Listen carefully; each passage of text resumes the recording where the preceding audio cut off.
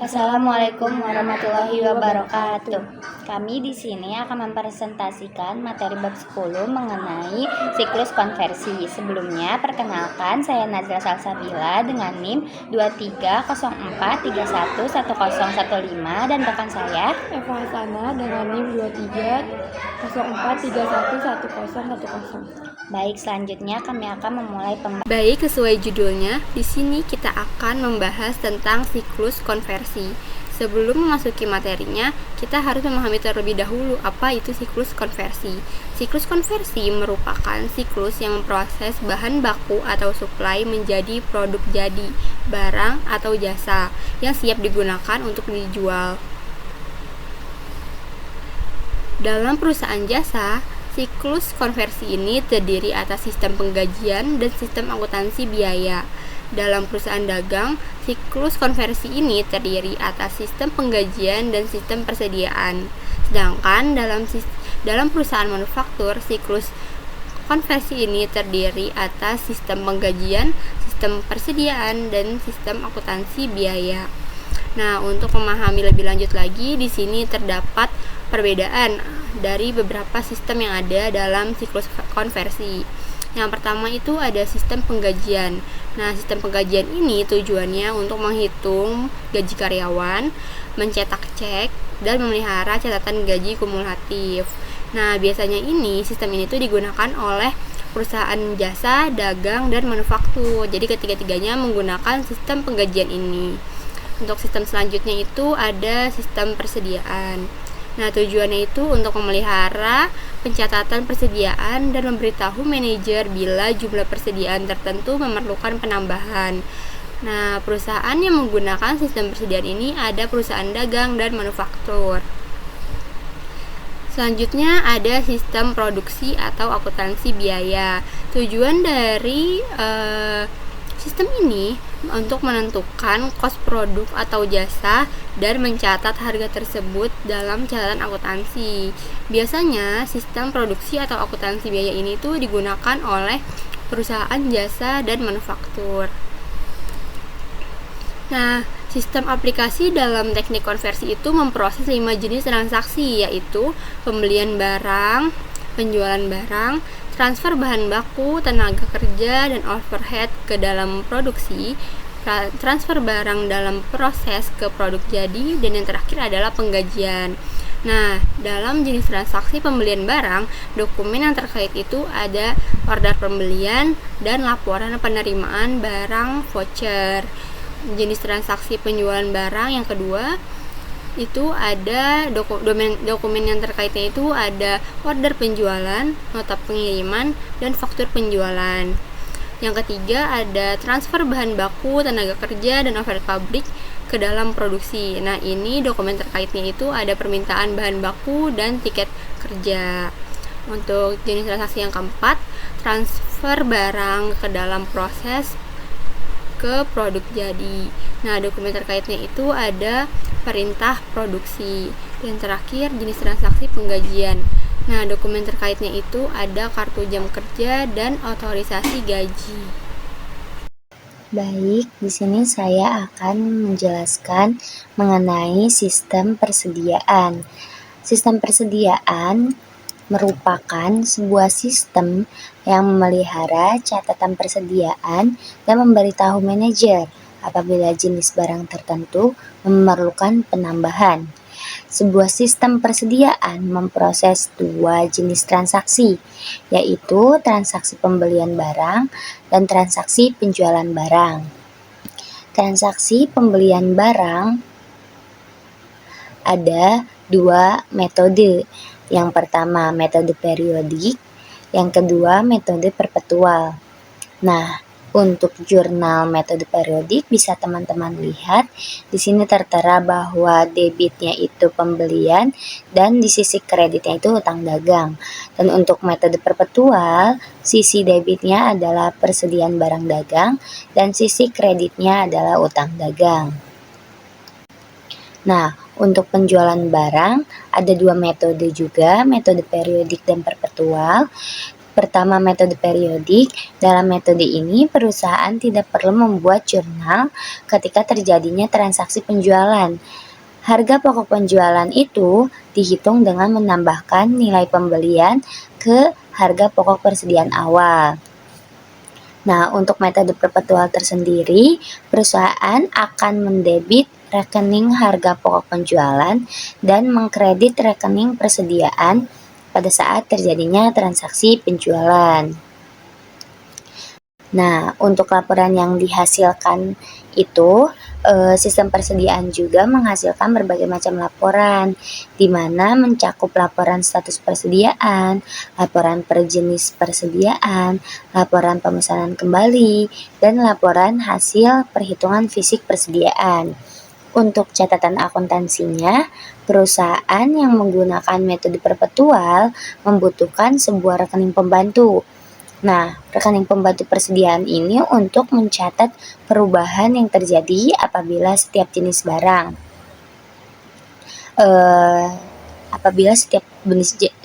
itu terjadi perubahan. Nah, rekening pembantu ini sering juga disebut dengan kartu persediaan. Nah, dilanjut di sini ada gambar 11.1 di mana merupakan aplikasi persediaan. Nah, pada gambar ini diawali dengan laporan penerimaan barang.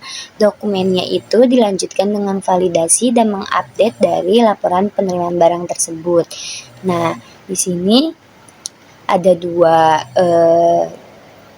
kelanjutan, yang dimana jika kelanjutannya transaksi persediaan, maka akan dilanjutkan dengan pembuatan ringkasan dan juga pencetakan, yang dimana nanti dilanjutkan kepada dokumen laporan kontrol dan juga file ringkasan buku besar. Nah, jika dilanjutkan kepada file induk persediaan, selanjutnya akan dicetak dan juga akan dibuatkan dokumen laporan pemesanan kembali. Nah, selanjutnya ada tabel 11.3, ada contoh pengendalian aplikasi dalam sistem persediaan, di mana ada 3 jenis. Yang pertama input, yang kedua pemrosesan, dan yang terakhir output. Nah, untuk prosedur pengendaliannya, untuk jenis input ini ada 2, ada uji kelengkapan dan juga uji validitas. Nah, untuk uji kelengkapan tersendiri itu ada 2. Yang pertama melakukan verifikasi terhadap eksistensi nomor barang dan kualitas barang pada laporan penerimaan barang. Yang kedua melakukan verifikasi terhadap eksistensi nomor barang, kuantitas barang, dan nomor akun buku besar pada formulir permintaan bahan baku. Nah, untuk validitas tersendiri melakukan verifikasi untuk memastikan bahwa nomor barang pada sebuah transaksi ada dalam file induk persediaan. Dilanjut dengan jenis pemrosesan. Untuk prosedur pengendaliannya itu ada 2, penghitungan datanya. Yang pertama, program melakukan verifikasi untuk memastikan bahwa debit pada akun persediaan itu sama dengan angka pada laporan penerimaan barang. Nah, selanjutnya program melakukan verifikasi untuk memastikan bahwa angka kredit itu sama dengan angka pada bukti permintaan bahan baku. Dan yang terakhir jenisnya yaitu output, di mana prosedur pengendaliannya yaitu pengawas dan melakukan verifikasi dari laporan kontrol untuk memastikan bahwa seluruh transaksi telah diproses. Baik, kita masuk ke materi selanjutnya yaitu tentang sistem produksi. Di sini terdapat pengertian dari sistem produksi. Sistem produksi mencakup serangkaian aktivitas bisnis dan kegiatan pengolahan data yang berkaitan dengan proses pembuatan produk. Siklus ini juga berkaitan erat dengan subsistem yang lain. Nah, di sini adalah hubungan sistem produksi dengan sistem lainnya. Nah, hubungan ini dimulai dari siklus pendapatan. Siklus pendapatan ini akan memberikan order pelanggan yang berisi informasi tentang produk apa yang dipesan dan ramalan penjualan yang akan digunakan oleh bagian produksi untuk menyusun rencana produksi dan tingkat persediaan. Nah, sebaliknya nanti sistem produksi ini akan memberikan informasi kepada siklus pendapatan tentang produk apa saja yang telah selesai dibuat dan jumlah produk yang tersedia untuk dijual.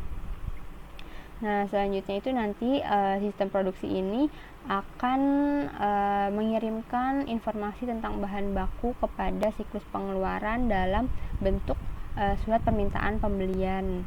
Nah, sebaliknya nanti siklus pengeluaran ini akan memberikan informasi tentang bahan baku yang dibeli dan pengeluaran lain yang termasuk dalam overhead pabrik ke dalam sistem produksi. Nah, selanjutnya itu nanti sistem produksi akan memberikan informasi tentang kebutuhan tenaga kerja yang dikirimkan kepada sistem manajemen sumber daya manusia. Nah, nantinya ini sistem manajemen SDM ini akan memberikan data tentang tersedianya tenaga kerja dan biaya tenaga kerja kepada sistem produksi. Selanjutnya itu sistem produksi juga nanti akan mengirimkan gitu kos produksi ke siklus buku besar dan pelaporan. Dan yang terakhir, sistem produksi ini nanti akan mengirimkan informasi tentang laporan produksi kepada bagian manajemen. Jadi itu adalah hubungan dari sistem produksi dengan sistem yang lainnya. Ini selanjutnya ada gambar terkait aktivitas dalam sistem produksi. Nah, dalam aktivitas sistem produksi ini meliputi perancangan produk, perencanaan dan penjadwalan, kegiatan produksi, dan akuntansi biaya. Nah, kita mulai dari desain produk terlebih dahulu. Desain produk ini merupakan titik awal dari seluruh proses produksi. Dokumen yang dihasilkan dalam desain produk ini berupa Bill of Material dan Operation List. Nah, kedua dokumen ini nantinya akan dipakai dalam tahap perencanaan dan penjadwalan. Nah, aktivitas yang kedua itu ada perencanaan dan penjadwalan. Seperti yang sudah saya jelaskan sebelumnya, siklus sistem produksi ini masih memiliki hubungan dengan sistem yang lainnya. Nah, di sini contohnya perencanaan dan penjadwalan ini akan menerima order pelanggan dan ramalan penjualan dari siklus pendapatan, serta juga menerima bill of material dan operation list dari desain produk.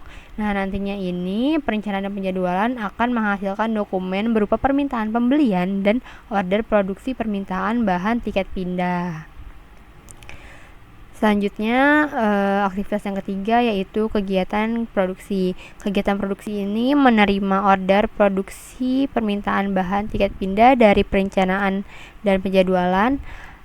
Yang nantinya ini kegiatan produksi ini akan menghasilkan sebuah dokumen berupa order produksi dan tiket waktu kerja, tiket pindah, dan permintaan bahan. Nah, tiket waktu kerja, tiket pindah, dan permintaan bahan ini akan ditransfer ke aktivitas akuntansi biaya. Nah, selanjutnya aktivitas akuntansi biaya ini menerima tiket waktu kerja, tiket pindah, dan permintaan bahan dari kegiatan produksi. Nah, selain itu dia juga menerima biaya bahan baku, terus biaya overhead pabrik lainnya. Yang nantinya ini akuntansi biaya ini akan menghasilkan output berupa harga pokok produksi dan laporan keuangan. Nah, harga produksi ini nantinya akan ditransfer ke siklus buku besar dan pelaporan, dan untuk laporan keuangan itu akan ditransfer ke bagian manajemen seperti yang sudah saya jelaskan pada slide sebelumnya. Baik, di sini saya akan melanjutkan menjelaskan untuk materi selanjutnya, yaitu sistem akuntansi biaya. Pengertiannya tersendiri, tahap akhir dalam sistem produksi itu adalah sistem akuntansi biaya, di mana laporan yang dihasilkan oleh sistem akuntansi biaya umumnya berupa laporan kontrol dan laporan harga pokok produksi. Catatan akuntansi yang diselenggarakan dalam sistem akuntansi biaya ini tergantung apakah prosesan data biaya dilakukan dengan menggunakan komputer atau tidak. Baik, selanjutnya di sini ada tabel 11.4, yaitu aktivitas pengendalian untuk transaksi akuntansi biaya secara manual. Nah, aktivitasnya ini yang pertama ada otorisasi transaksi, di mana bahan bakunya itu adalah manajer pengawasan produksi untuk mengotorisasi, dilanjut pengawas persediaan menyetujui. Nah, aktivitas kedua yaitu pengamanan terhadap bahan baku, yaitu kuantitas ditentukan atas dasar kebutuhan bahan baku, lalu bahan hanya dikeluarkan jika ada bukti permintaan bahan baku. Aktivitas selanjutnya pemisahan tugas, di mana bagian pabrik dan bagian pengawasan produksi, terus bagian pencatatan dan bagian gudang, lalu ada bagian akuntansi keuangan dan akuntansi biaya. Dilanjutkan aktivitas selanjutnya itu dokumen dan catatan yang memadai. Nah, ada beberapa bagian nih di sini. Yang pertama permintaan perintah produksi. Dibuat berdasarkan jumlah pemesanan kembali, kuantitas pemesanan kembali, atau pesanan khusus dari konsumen. Lalu ada perintah produksi yang dibuat hanya berdasarkan order produksi dan bernomor urut cetak. Lalu ada catatan harga pokok pemesanan yang dibuat atas dasar order produksi yang lalu transaksinya diposting setiap hari dan setiap akhir bulan dibuat kontrol total. Nah, dilanjutkan catatan persediaan, ada permintaan bahan baku bernomor urut cetak, lalu setiap akhir bulannya dibuat kontrol total.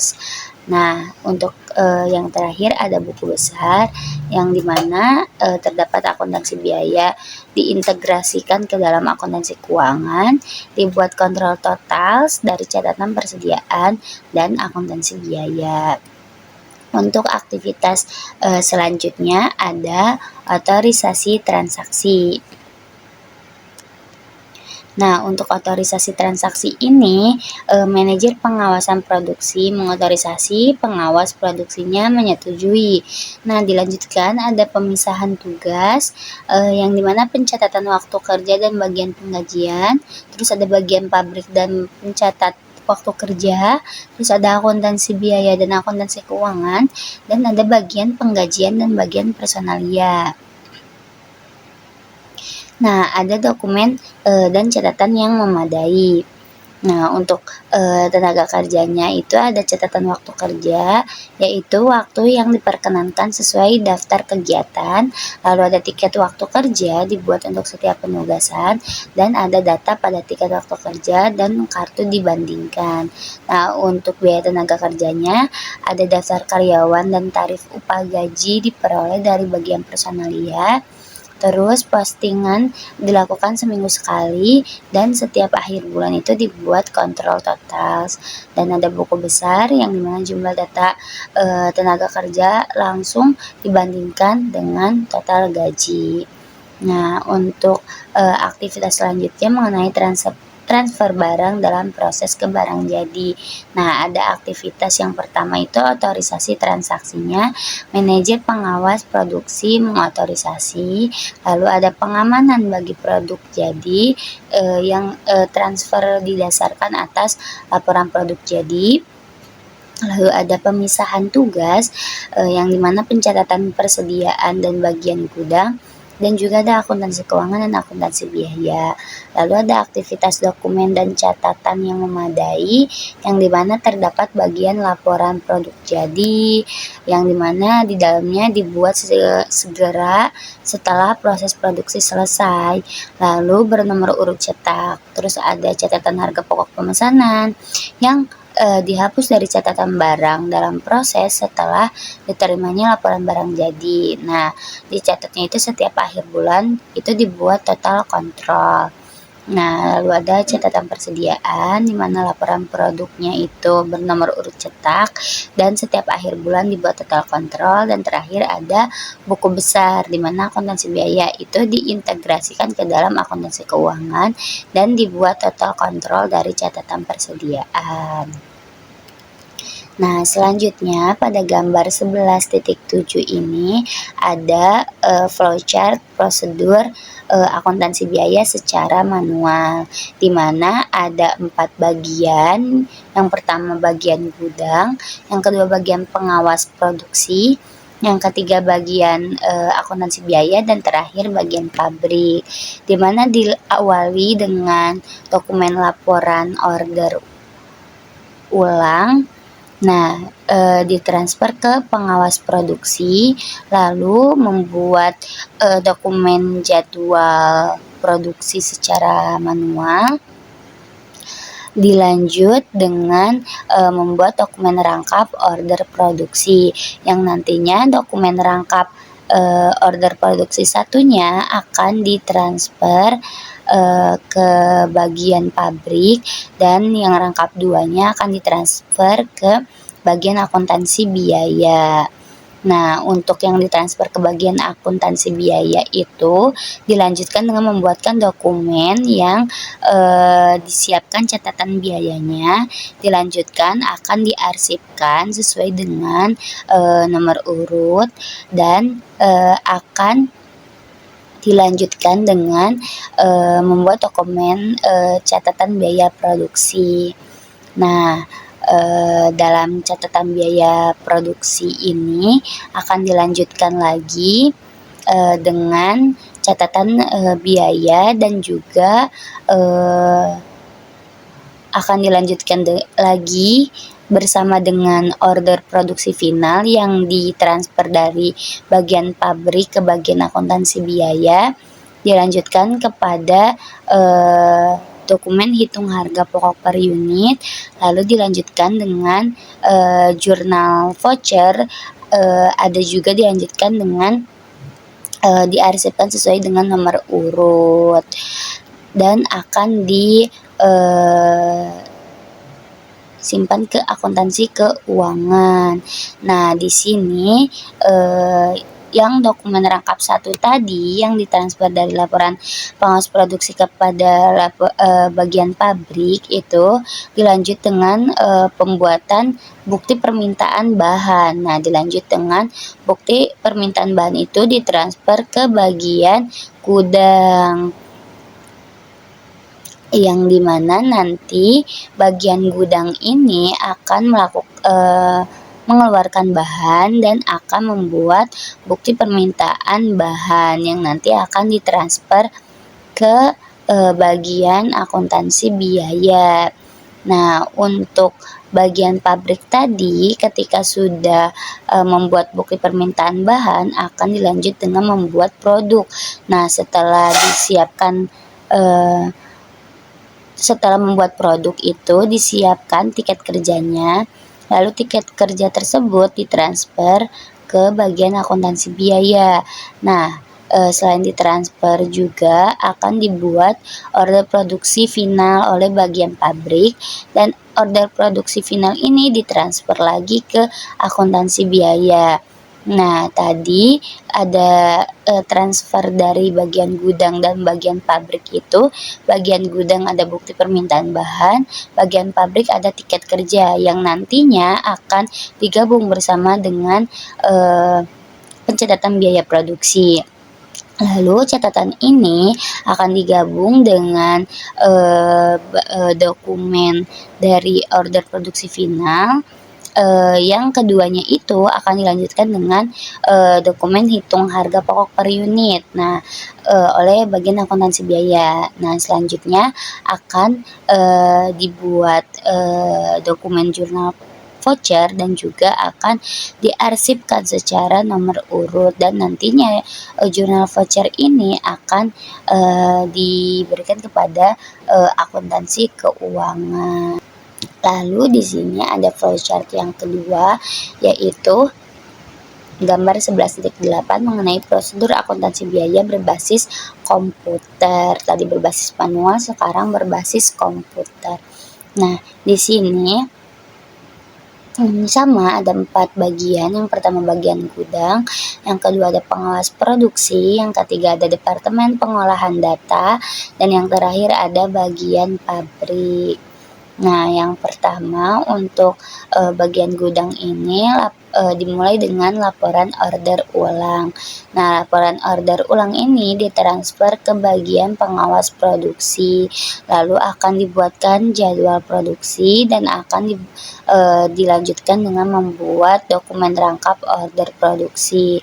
Dokumen rangkap pertama akan diserahkan kepada bagian pabrik, dokumen rangkap kedua akan diserahkan ke bagian Departemen Pengolahan Data.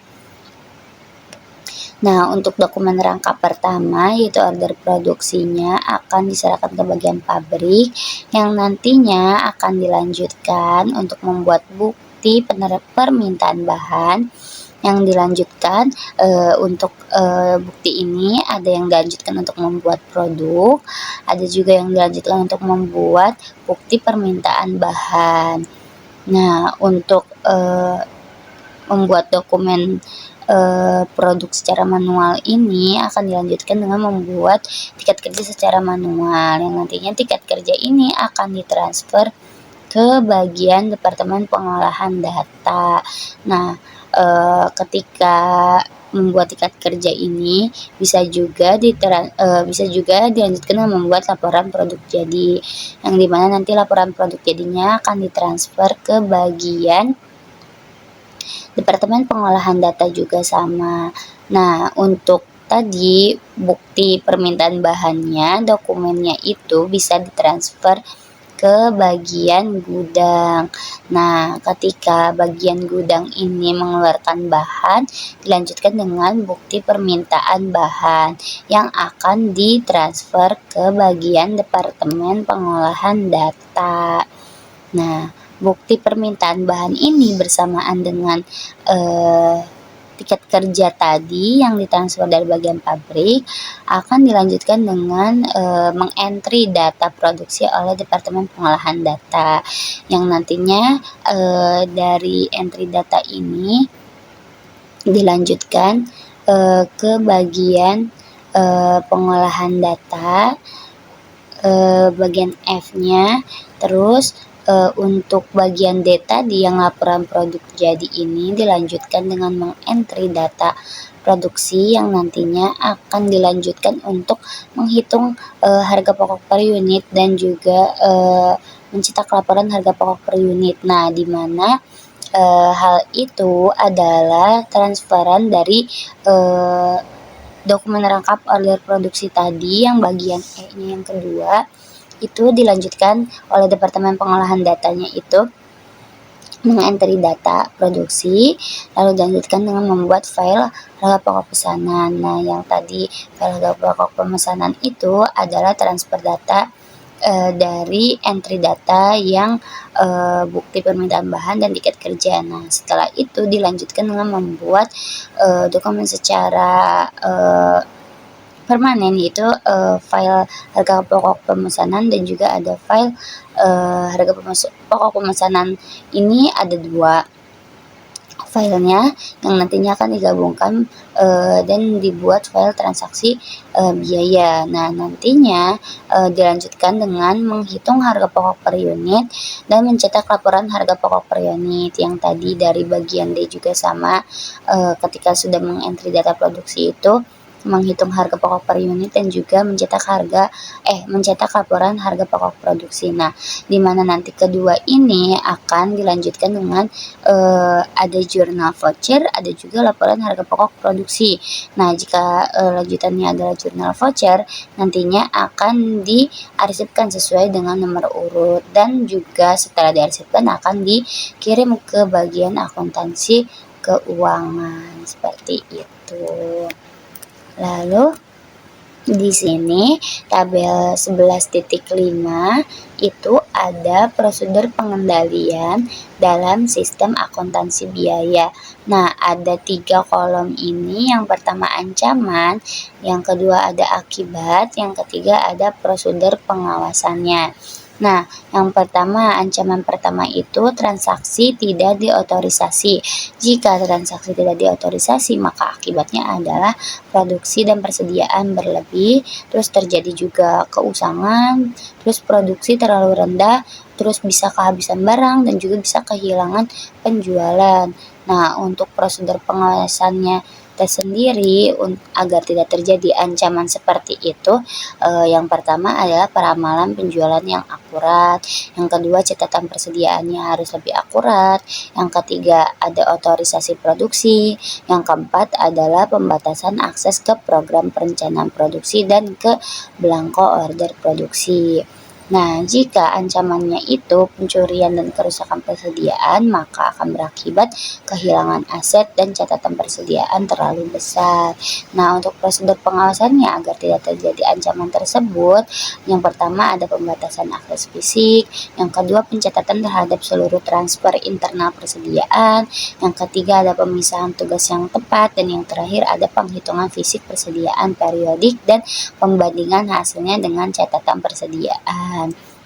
Nah, untuk ancaman yang ketiga ada kesalahan pencatatan dan postingan. Nah, akibatnya itu ada perencanaan dan penjadwalan yang tidak efektif dan juga ada keputusan yang keliru. Nah, prosedur pengawasannya bagaimana? Yang pertama ada otomasi sumber data, yang kedua ada edit control entry data, dan yang terakhir ada penghitungan fisik persediaan periodik dan pembandingan hasilnya dengan catatan persediaan. Lalu ancaman yang keempat itu ada kehilangan data. Nah, akan berakibatnya itu kehilangan aset dan juga pembuatan keputusan yang tidak akan efektif. Nah, prosedur pengawasannya bagaimana? Prosedurnya itu yang pertama membackup dan recovery datanya. Lalu ada pengawasan akses fisik dan logis, lalu ada penggunaan label filenya, dan ada pembuatan dan pengkajian logis atau penampungan data pengkajian log atau penampungan data untuk seluruh aktivitas komputer. Dan ancaman yang terakhir adalah inefisiensi dan persoalan pengawasan kuantitas. Dan yang terakhir adalah inefisiensi dan persoalan pengawasan kualitas. Nah, akibatnya yaitu kenaikan biaya, bisa pengerjaan ulang atau retur penjualan, dan juga ada kehilangan pelanggan dan penjualan. Nah, prosedur pengawasannya itu yang pertama ada pembuatan laporan kinerja reguler, ada juga laporan perkecualian, yang juga pengukuran biaya pengawasan kualitas, dan yang terakhir pengukuran proses. Baik, kita masuk ke materi yang terakhir, yaitu sistem manajemen sumber daya manusia. Di sini terdapat pengertian dari sistem manajemen sumber daya manusia. Sistem manajemen sumber daya manusia atau sistem penggajian adalah serangkaian aktivitas bisnis dan kegiatan pengolahan data yang terkait yang berhubungan dengan pengelolaan karyawan perusahaan secara efektif. Kegiatan penting yang tercakup dalam sistem manajemen sumber daya manusia ini adalah yang pertama, seleksi calon karyawan dan pengangkatan karyawan baru. Yang kedua, pelatihan atau training karyawan baru. Yang ketiga, penempatan atau placement atau penugasan karyawan baru. Yang keempat, penggajian atau penentuan gaji, upah, dan insentif lainnya. Yang kelima, evaluasi kinerja karyawan. Dan yang terakhir, yang keenam, pemberhentian karyawan. Nah, selanjutnya di sini ada diagram hubungan antara sistem penggajian dan sistem lainnya. Yang pertama itu kita mulai dari Departemen Manajemen SDM. Departemen Manajemen SDM memberikan input tentang pengangkatan karyawan baru, pemberhentian karyawan lama, dan perubahan tarif dan upah karena kenaikan gaji atau promosi. Lalu sistem penggajian nantinya akan memberikan output berupa laporan-laporan. Nah, selanjutnya ada karyawan. Karyawan ini memberikan info tentang potongan-potongan wajib seperti dana pensiun dan memberikan output berupa cek. Yang ketiga, macam-macam departemen. Dari macam-macam departemen, sistem penggajian ini menerima data berupa jam kerja untuk setiap karyawan dan memberikan output berupa laporan-laporan. Selanjutnya, lembaga pemerintah. Lembaga pemerintah ini memberikan informasi tentang tarif pajak dan petunjuk pengisian SPT sesuai dengan peraturan perpajakan yang ada. Lalu sistem penggajian ini nanti akan memberikan output kepada lembaga pemerintah berupa laporan pajak dan PPh. Terus selanjutnya itu ada bagian asuransi dan perusahaan lainnya. Asuransi dan perusahaan lainnya ini nanti akan memberikan info tentang tata cara perhitungan dan pembayaran premi asuransi dan kewajiban keuangan lainnya. Lalu nantinya itu sistem penggajian akan memberikan output berupa cek dan laporan. Dan terakhir ada sistem penggajian. Nah, nanti sistem penggajian itu akan mengirimkan cek gaji ke bank. Gunanya itu nanti bank akan mentransfer dana dari rekening induk ke rekening khusus gaji. Jadi itu adalah hubungan antara sistem penggajian dan sistem lainnya. Baik, di sini sudah terdapat gambar dari diagram arus data penggajian. Oke, saya akan mulai penjelasannya yang dimulai dari tiket waktu kerja dan kartu jam kerja yang merupakan output dari berbagai departemen. Nah, setiap karyawan pasti memiliki catatan kehadiran dan waktu kerja. Catatan ini tuh nanti akan menjadi dasar untuk menghitung gaji. Terus, aktivitas selanjutnya yaitu validasi data, jam, dan kehadiran. Data kehadiran dan waktu kerja yang sudah dikumpulkan akan diperiksa kebenarannya. Apakah ada kesalahan input atau data yang kurang? Nah, yang selanjutnya itu adalah perhitungan gaji. Setelah data dipastikan benar, sistem akan menghitung gaji karyawan. Perhitungan ini mencakup gaji pokok, tunjangan, lemburan, dan komponen-komponen lainnya. Selanjutnya itu adalah update tarif pajak dan potongan. Dari gaji yang sudah dihitung akan dikurangi beberapa biaya seperti pajak penghasilan, iuran BPJS Kesehatan, dan potongan-potongan lainnya. Yang selanjutnya adalah pembayaran gaji karyawan. Gaji yang sudah bersih akan dibayarkan kepada karyawan, biasanya melalui transfer bank. Lalu yang terakhir adalah laporan dan arsip, laporan pajak dan PPh. Perusahaan wajib membuat laporan ke pemerintah tentang pajak yang dipotong dari gaji karyawan. Laporan ini akan menjadi bukti pembayaran pajak. Jadi itulah arus data dari penggajian.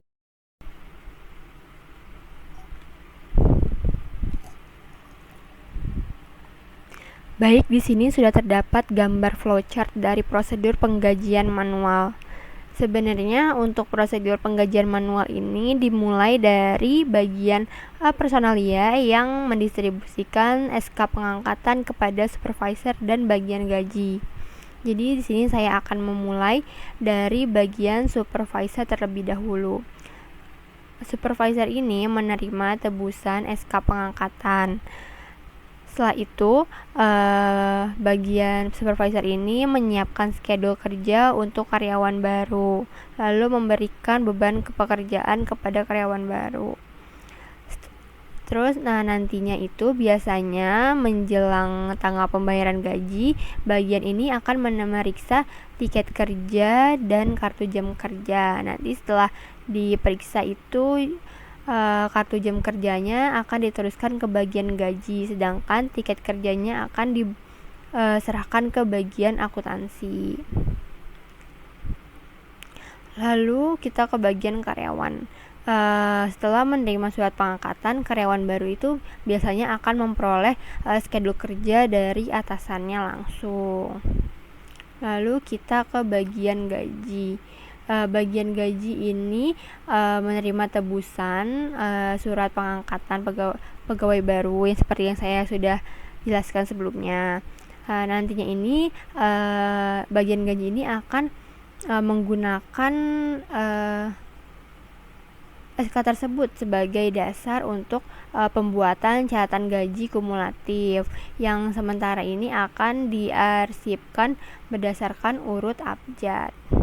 Selanjutnya bagian ini menerima kartu jam kerja dari atasan karyawan.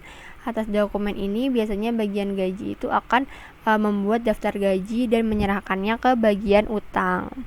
Selanjutnya bagian ini akan mengarsipkan kartu jam kerja berdasarkan urut abjad, memperbarui catatan gaji kumulatif, dan mengarsipkan catatan gaji kumulatif urut abjad.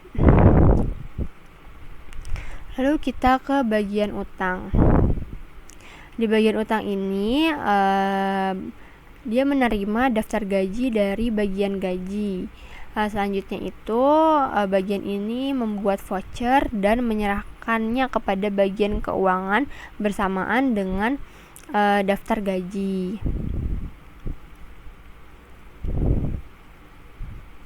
Lalu selanjutnya kita langsung ke bagian keuangan terlebih dahulu. Di sini atas dasar daftar gaji yang diterima, bagian ini itu akan membuat cek transfer gaji dan bukti store bank dan menyetorkannya nanti ke bank.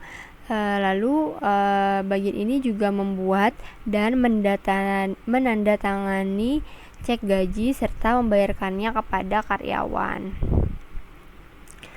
Baru kita masuk ke bagian akuntansi. Nah, setelah menerima tebusan bukti store bank dari bank, bagian akuntansi ini kemudian mencocokkan tebusan bukti store tersebut dengan daftar gaji dan mengarsipkannya urut tanggal. Lalu kegiatan terakhir dari bagian akuntansi ini juga dia nanti akan membuat jurnal pembayaran gaji dan mempostingnya ke buku besar. Baik, di sini sudah ada tabel pengendalian intern sistem penggajian manual.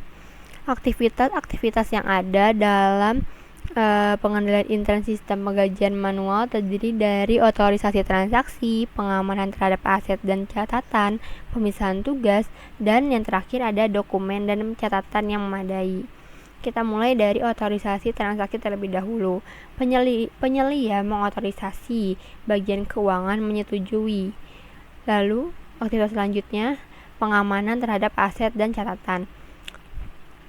Pada bagian cek gaji, dibuat atas dasar daftar gaji yang disusun secara benar, bernomor urut tercetak, hanya ditandatangani jika dibuat dengan benar, digunakan sistem impres rekening bank khusus gaji, didistribusikan oleh karyawan yang tidak terlibat dalam proses gaji, diselenggarakan catatan cek yang masih beredar, diselenggarakan catatan cek yang tidak dapat dicairkan. Aktivitas selanjutnya pemisahan tugas, pencatat waktu kerja dan bagian gaji dan bagian pengeluaran kas, bagian gaji dan departemen SDM. Lalu aktivitas terakhir ada dokumen dan catatan yang memadai.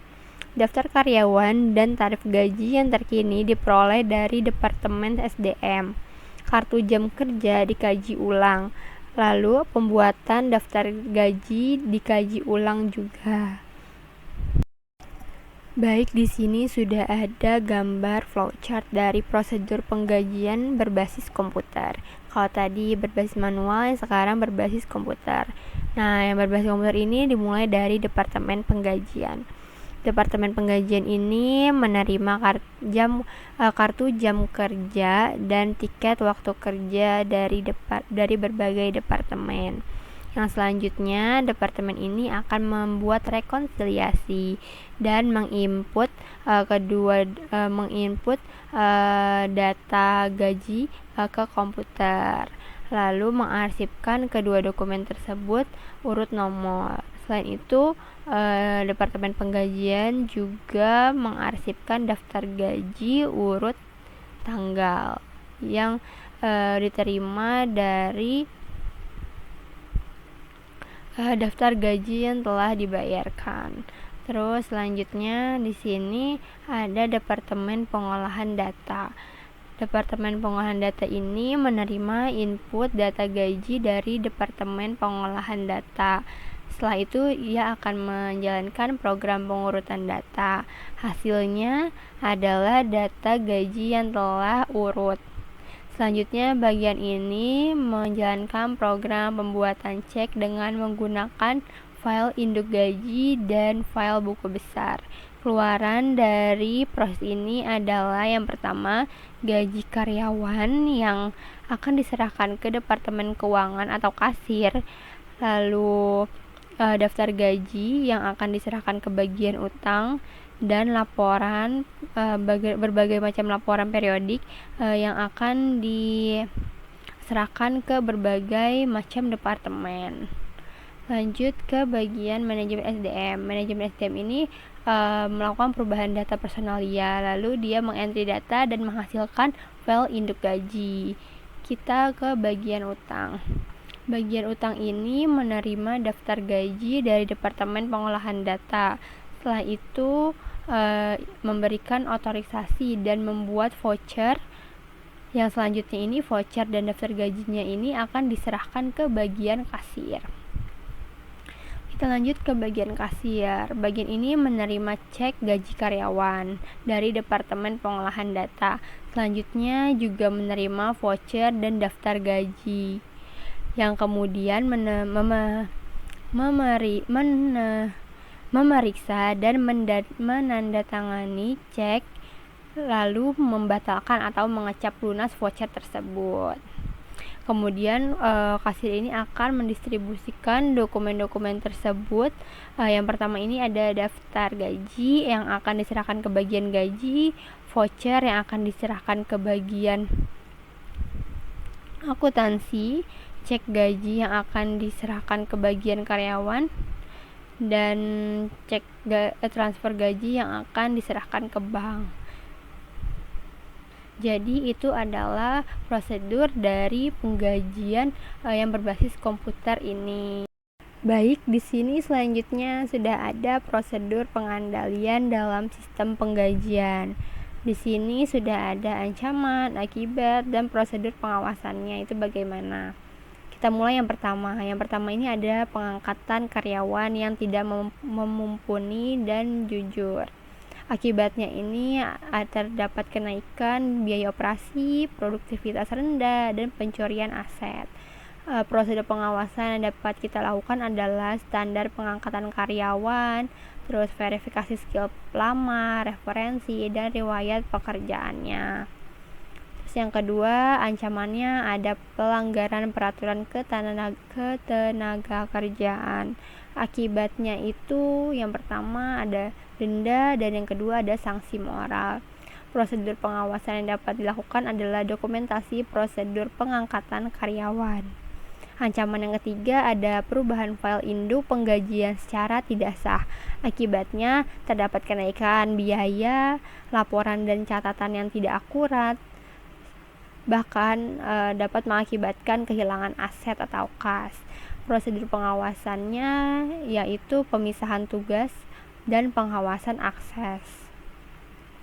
Ancaman yang keempat ada data waktu kerja yang tidak akurat. Akibatnya laporan internal dan biaya tidak akurat dan karyawan banyak yang menganggur atau kelebihan beban. Prosedur pengawasan yang dapat dilakukan yang pertama adalah otomatisasi pengumpulan data, yang kedua pengawasan aplikasi, yang ketiga pencocokan antara kartu jam kerja dan tiket waktu kerja. Yang kelima, ancaman yang kelima itu ada pemrosesan gaji yang tidak akurat. Akibatnya catatan gaji tidak akurat dan pembuatan keputusannya buruk. Yang kedua, penalti, pelanggaran hukum pajak, dan yang terakhir ada sanksi moral jika karyawan tidak digaji. Prosedur pengawasan yang dapat dilaksanakan yaitu penjumlahan kelompok dan pengawasan aplikasi lainnya, lalu diselenggarakan rekening khusus gaji. Ancaman yang keenam ada pencurian atau kecurangan distribusi cek gaji. Akibatnya terdapat kenaikan biaya-biaya, bahkan mengakibatkan kehilangan aktiva atau kas. Prosedur pengawasan yang dapat dilakukan yang pertama itu deposit langsung, lalu distribusi cek gaji oleh pihak yang independen. lalu investigasi seluruh cek yang belum diuangkan, pembatasan akses ke belangko cek, cek bernomor urut tercetak, rekening khusus gaji dengan sistem dana tetap, lalu yang terakhir rekonsiliasi independen rekening gaji. Ancaman yang terakhir, yaitu kehilangan data atau penyajian data secara tidak sah, yang mengakibatkan kehilangan aset dan penurunan moral. Prosedur yang dapat dilaksanakan itu adalah pengawasan akses serta prosedur backup. Baik, seluruh materi sudah kami sampaikan dengan jelas dan ringkas juga. Di sini yang terakhir adalah bagian kesimpulan. Untuk kesimpulan dari materi ini, siklus konversi mencakup aktivitas atau transaksi bisnis yang berhubungan dengan pengubahan bahan baku dan supplies menjadi barang jadi atau jasa yang siap untuk dijual kepada para pelanggan. Siklus konversi dapat diterapkan dalam perusahaan jasa, perusahaan dagang, dan perusahaan manufaktur. Siklus ini dapat diselenggarakan secara manual atau dengan menggunakan komputer. Jika siklus konversi diselenggarakan secara manual, maka subsistem yang terlibat adalah subsistem persediaan, subsistem akuntansi biaya, dan subsistem penggajian. Dalam sistem yang berbasis komputer, yaitu siklus konversi dibagi menjadi dua subsistem, yaitu prosedur akuntansi biaya dan prosedur penggajian. Sekian dari kelompok kami. Mohon maaf apabila banyak kesalahan. Wassalamualaikum warahmatullahi wabarakatuh.